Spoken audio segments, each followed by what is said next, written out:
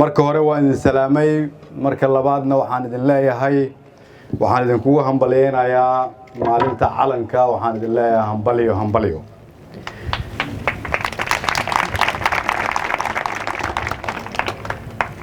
maanta oo kale 12 Oktoobar sanadkii 1954 waxay ahayd maalintii ugu horeysay ee la gardaadiyay ama la banaan bixiyay sidii caruur la jecel yahay calanka Soomaaliyeed waxa uu calanku qaangaar noo noqday oo lagu hiisay isku taagay markii aan xornimada helnay sanadkii 1960 calanka aan caawa u dabaaldegayno iyo dawladnimadu waa walaalo waliba waa mataano calanka aan caawa u dabaaldegayno oo dawladnimada mataanaha la ah waxa hooyo u ah xornimada halgankii dheeraa ee taariikhdeena qoran laga soo bilaabo Axmed Gurey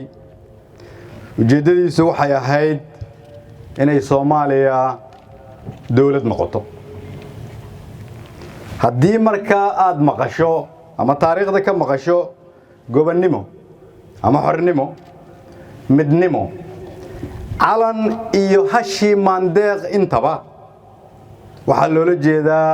dawladnimada Soomaaliyeed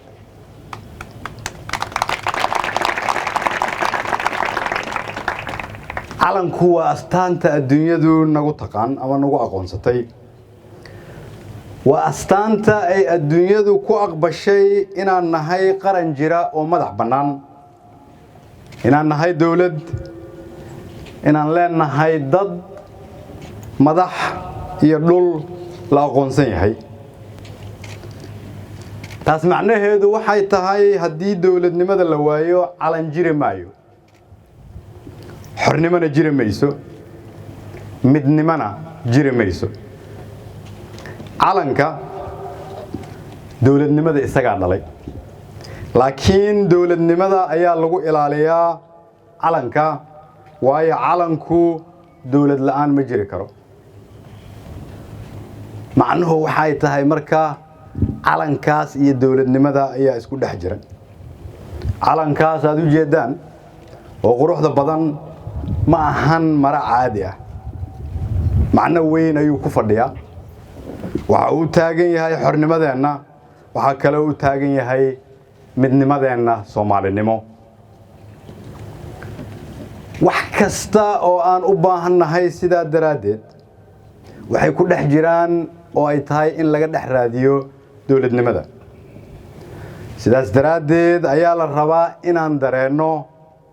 in dhaqaalaha la kobciyo calanka inooga baahan in dalka deynta naga cafiyo oo laga shaqeeyo sidii lagu gaari lahaa calankan ayaa nafaray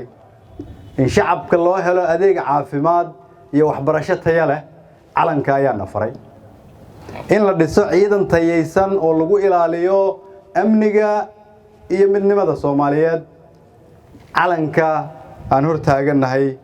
ayaa iyadana nafartay in danta guud laga wada shaqeeyo oo la iska ilaaliyo in dawladnimada laga dhex raadiyo dan gaar ah iyadana waa wax uu calanku naga rabo sidaas daraadeed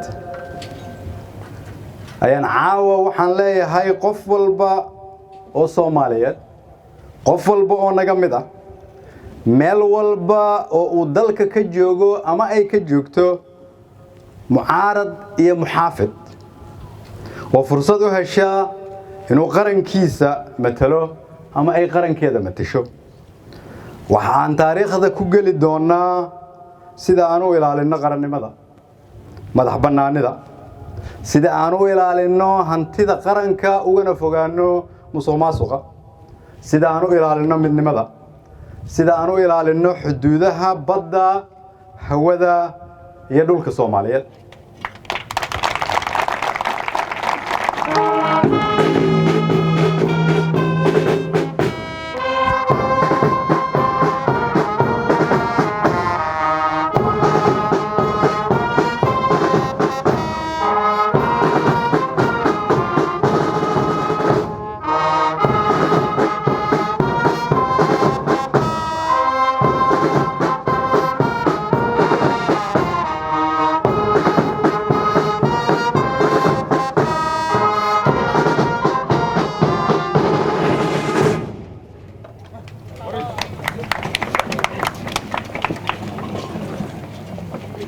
ilaalinta calanka ayaa ah ilaalinta sharafta iyo karaamada ummadda Soomaaliyeed ilaalinta calanka ayaa ah ilaalinta taariikhda ummadda Soomaaliyeed ilaalinta calanka ayaa ah in la ilaaliyo danta guud ee ummadda Soomaaliyeed ilaalinta calanka ayaa ah midnimada sababtoo ah wax aan kulligees ku raacsanahay oo qalbigeena ku qoran waa calankaas aan caawa isugu nimid inaan u dabaaldegno waxaan leenahay kulligeen aan xajino calankaas walaalaheenii naga horeeyay